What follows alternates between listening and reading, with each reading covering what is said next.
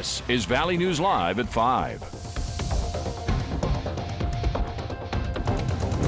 New for you now at 5. Two men are in jail following a weekend shooting incident at a strip club just outside the city limits of Devil's Lake.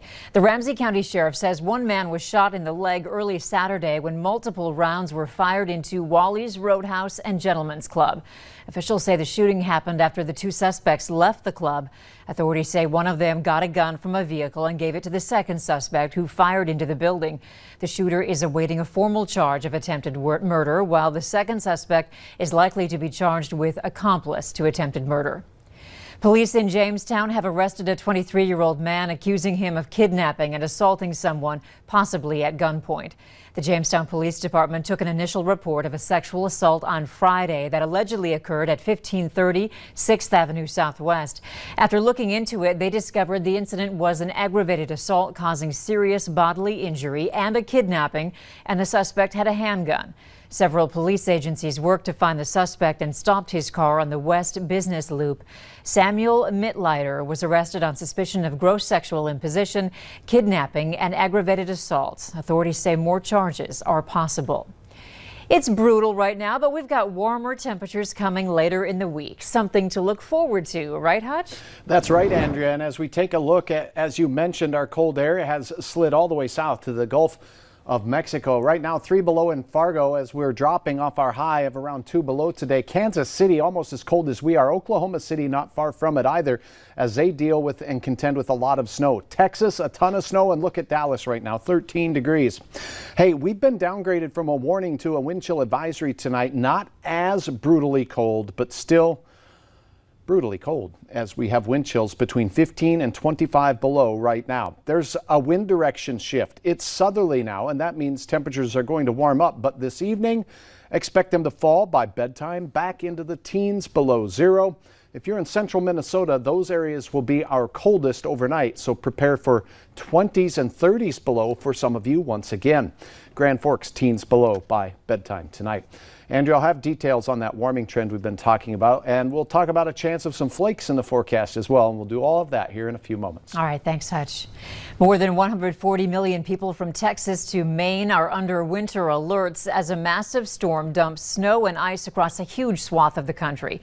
In Texas, the governor has issued a disaster declaration where more than 2 million people are experiencing power outages. Wendy Wolfolk reports.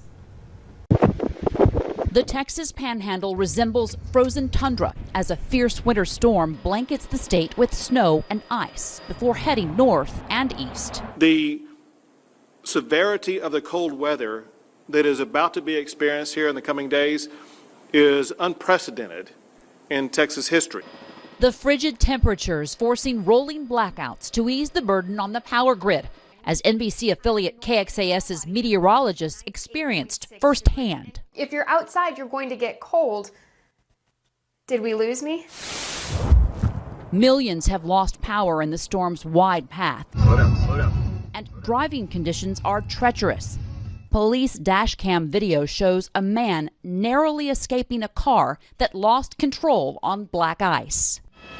With snowplows at airports where not normally needed, the storm causing flight delays and cancellations nationwide. This is just the beginning of a prolonged event. Since Chicago is no stranger to winter weather, even brutally low temperatures don't keep Midwesterners inside. As the storm pushes east, the onslaught of ice and snow will continue, bringing with it reminders about how to stay safe. We did not make it through almost a year of a pandemic to lose people to a snow or an ice storm. Mother Nature setting her sights on the Northeast Tuesday. Wendy Wolfolk, NBC News.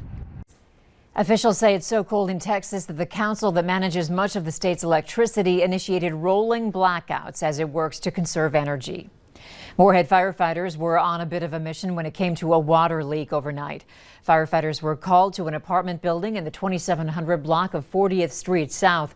They first feared it was a pipe burst due to the cold weather. They say it turned out to be seepage in a main level unit from a small leak. Fire crews spent much of their time looking for the source. Extreme cold weather is a prime time for frozen pipes and water main breaks, which can cause serious water damage. The search continues for a missing man who hasn't been heard from since last week. Police say 60-year-old Kenneth Bosby took a cab to the Fargo Amtrak station early Monday morning with luggage for his trip.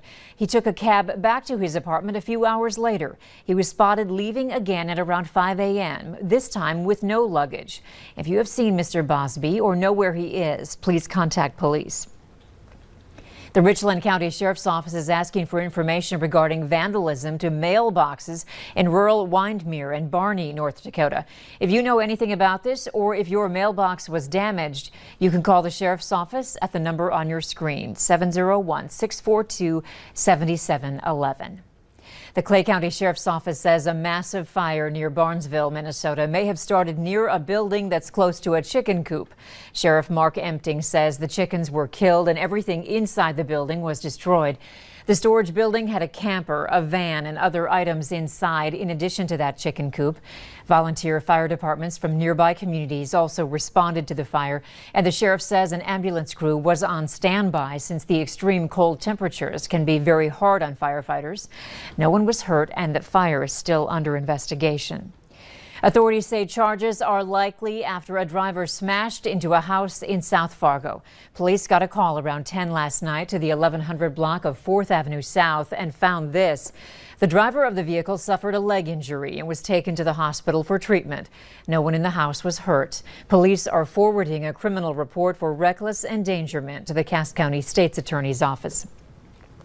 The debate over masks and the coronavirus is entering a new phase. Multiple states have recently dropped their mask mandates against the advice of the CDC. David Begnaud reports from New Orleans after recently visiting Lafayette, Louisiana, where this policy issue is also playing out between neighbors. Welcome to the heart of Cajun country. When it comes to wearing a mask, public safety has run into politics in this reliably Republican part of the country. We're not exhibiting the behavior that the medical experts are begging us to do. This particular community has prided itself on being so loving, but in these dire times, I'm not seeing it at all. It really breaks my heart, David. That is Peter Garisco. His 73-year-old father, David, died last month due to COVID-19 complications. Gail George is David's widow. I think perhaps he got it from me. Because I was diagnosed 3 days before he was. David's death made local news after what happened to the family at the funeral home. The headline read, "Family says they were mocked. Police called after requesting mask usage at funeral home." You think I'm going to let my family risk their lives because you're a little lax on your policy?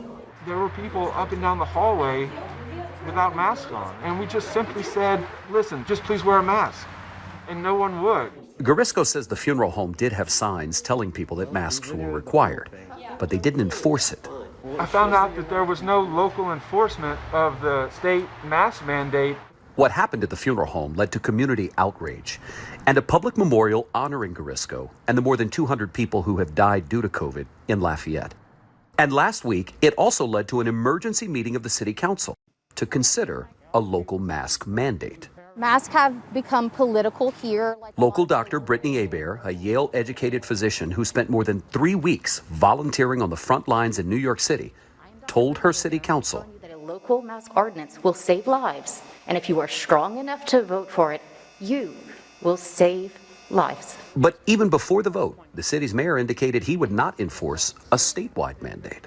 The council then voted, and the ordinance failed. Right down party lines. 2 Democrats voted yes, 3 Republicans all said the mask mandate was pointless, in part because it wouldn't be enforced. And one of them even raised doubts about the effectiveness of masks in an email exchange with none other than the Garisco family, who called the rejection of the mandate a complete farce. It's all pathetic and laughable. I don't feel safe. You don't feel safe in your own town? Yeah. Officials say infectious disease experts will tell you that some masks work better than others, but they do work to prevent the spread of the virus. To stay on top of the latest vaccine news, you can check out our VNL vaccine tracker. Just open your phone camera and point it at the QR code on your screen, then tap the link that pops up. We also have the link on our homepage. In honor of President's Day, President Biden has a message for America. In the video that was tweeted out today, the president highlights his unity message and promises better days are ahead, while remembering past presidents Franklin Delano Roosevelt, John F. Kennedy, and Lyndon B. Johnson. Today we celebrate President's Day. But the American story isn't a story of presidents. It's a story of the American people, a story of courage, character, strength, and resilience, of facing the toughest challenges and overcoming them. It was true when Lincoln saved the Union. It was true when Franklin Delano Roosevelt told us the only thing we had to fear was fear itself. The President and First Lady returned to Washington from Camp David later today. Valley News Team's very own Brian Sherrod has been nominated for a Live United Award in the category of Social Media Maven. The award is for a community member who uses their social media accounts to rally others to make a positive difference. Brian has emerged as an engaging and uplifting figure in the Fargo-Moorhead area, as well as here at Valley News Live. The United Way will hold its award ceremony virtually on March 25th. College football is back. The Bison will take on Youngstown State on Sunday for their first game of the spring season. The Farmers Union Insurance pregame show starts at 1:30, taking you all the way up to kickoff at 2:30. You can catch all the action on KVLY. A bigger, better crossover vehicle is now on the market. We'll take a look at the latest offering from Chevrolet next. And we're expecting better weather. It's going to be a slow process. Coming up next, we'll talk about how warm we get as we go through the upcoming work week. That's next.